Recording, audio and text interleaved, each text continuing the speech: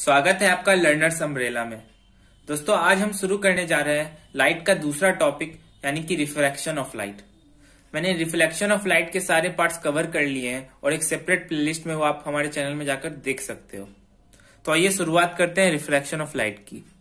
तो refraction of light में हमारा सबसे पहला सवाल ये है कि आखिर रिफ्रैक्शन होता क्या है। तो रिफ्रैक्शन का डिफिनीशन ये होता है, the bending of light when it goes from one medium to another obliquely is called refraction of light। तो यानी कि अगर हमारी लाइट रे कोई सी भी एक मीडियम से दूसरे मीडियम में ट्रेवल करती है, यानी कि हम मान लेते हैं ये हमारा एक मीडियम एयर है और ये हमारा मीडियम वाटर है।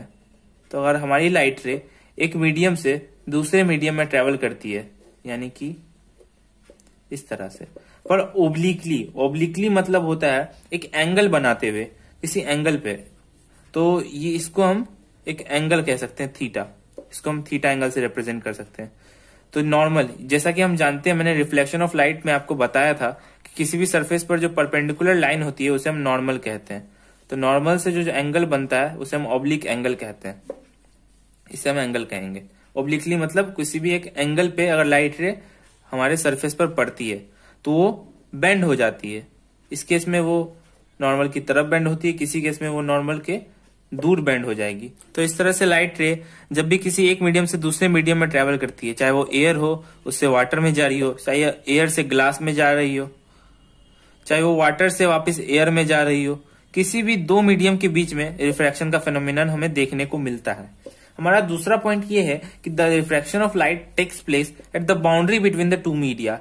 तो रिफ्रैक्शन का जो फेनोमेनन है वो हम सिर्फ किसी बाउंड्री पर देख सकते हैं। यानी कि अगर हम एयर से ग्लास के अंदर जा रहे हैं तो उसकी जो बाउंड्री होगी, ये जो line dividing both the medium होगी, उसको हम बाउंड्री कहते हैं। उसी पॉइंट पर हमें, उसी सरफेस पर हमें देखने को मिलेगा हमारा रिफ्रैक्शन का फेनोमेनन।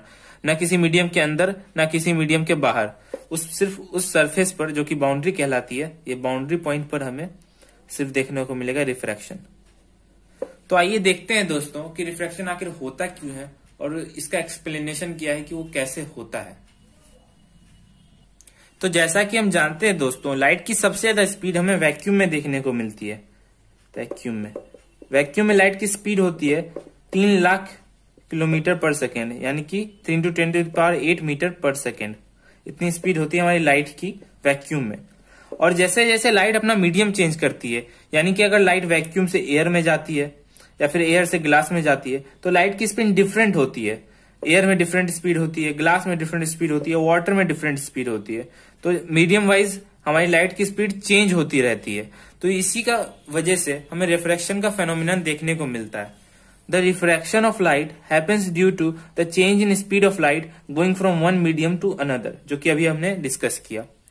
और एक और बात है जो इंपॉर्टेंट पॉइंट है, greater the difference in speeds greater is the amount of refraction.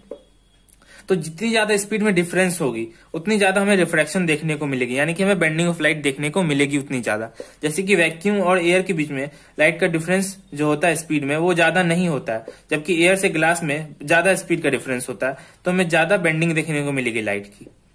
तो आइए अब हम समझते हैं कि how light travels faster in air but slower in glass.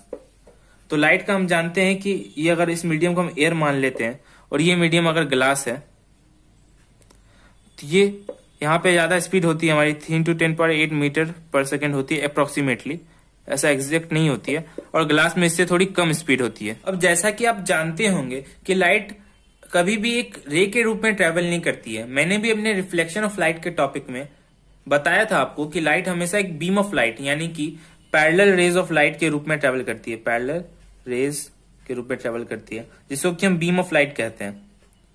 तो लेकिन हम सिंप्लिसिटी के लिए सिर्फ एक रे का यूज करते हैं हमारी इमेज फॉर्मेशन में, जो कि हमने रिफ्लेक्शन ऑफ लाइट के टॉपिक में किया था, सिर्फ वन रे।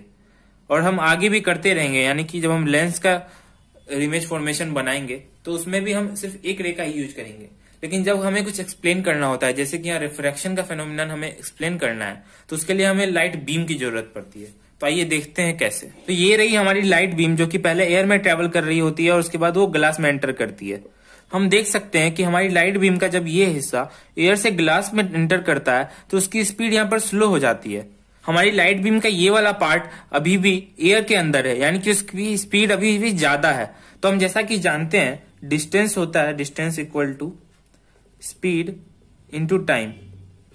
तो हम देख सकते हैं लाइट की स्पीड एयर में ज्यादा है और ग्लास में कम है, तो ये वाला हिस्सा कम स्पीड से जब ट्रेवल करेगा सेम टाइम में तो वो कम डिस्टेंस ट्रेवल करेगा, जबकि हमारा ये वाला हिस्सा ज्यादा डिस्टेंस ट्रेवल कर पाएगा क्योंकि उसकी स्पीड ज्यादा है। तो हम देख सकते हैं कि जितनी देर में हमारी लाइट बीम का ये हिस्सा इतना पार्ट कवर करेगा, उतनी देर में हमारी लाइट बीम का ये वाला पार्ट थोड़ा सा ही डिस्टेंस जा पाएगा, जिससे कि हम देख सकते हैं कि इस लाइट बीम को थोड़ा सा मुड़ना पड़ेगा ताकि ये लाइट बीम पैरेलल हो सके और पैरेलल रेज ऑफ लाइट की तरह ही ट्रेवल कर सके। तो इस तरह से हम देखते हैं कि लाइट रे इस बाउंड्री पर मुड़ जाती है।